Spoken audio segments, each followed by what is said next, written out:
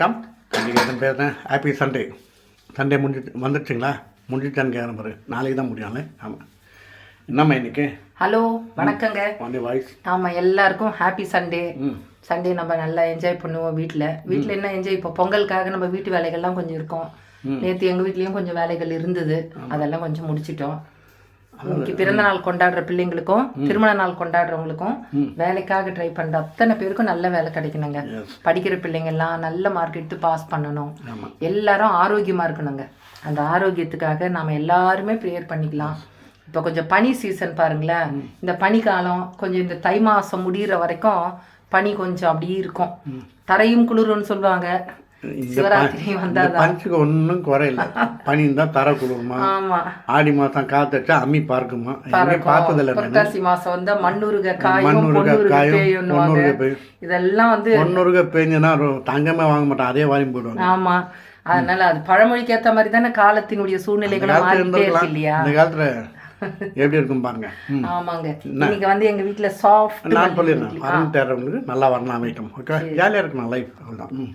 இன்னைக்கு சாஃப்ட் மல்லிப்பூ இட்லிங்க. இங்க பாருங்க, சாஃப்ட் அப்படி பாருங்க. இப்படி புடும்போது எப்படிமா புடும்போதே வந்து வச்சுட்டு ஒயிட் அப்போ எப்படி சிக்கன் ஒயிட் குருமா, தனியாவை பச்சை மிளகாவையும் வறுத்து போட்டு தேங்காய் அரைச்சி விட்ட குருமா. லாஸ்ட்ல இறக்கும் போது மட்டும் நம்ம வந்து கொஞ்சமாக எலுமிச்சம் ஜூஸு இல்லைன்னா புளி வச்சு. எந்த பேர் ஜூஸ் இல்லை, அப்புறம் லெமன் ஜூஸ் தான் ஊற்ற போகிறாங்க. இங்கே பாருங்க, குருமா அப்படி ஊற்றி அப்படி சாப்பிட வேண்டியது தான். சாப்பிட வாங்க. வேற என்ன மாற்றி ஊற்றிடாதீங்க, நம்ம சொன்ன மாதிரியே ஊற்றணும். ஓகேவா? அப்புறம் ஒன்று சொல்லிக்கிறேன். ஓகே, ஒரு மருமகிட்ட ஒருத்தர் கேட்குறாங்க, என்னம்மா நீ ஒரே கம்ப்ளைண்ட்டாக வருது உன் மேலே அப்படின்னு. என்ன கம்ப்ளைண்ட் சொல்லுங்கள்.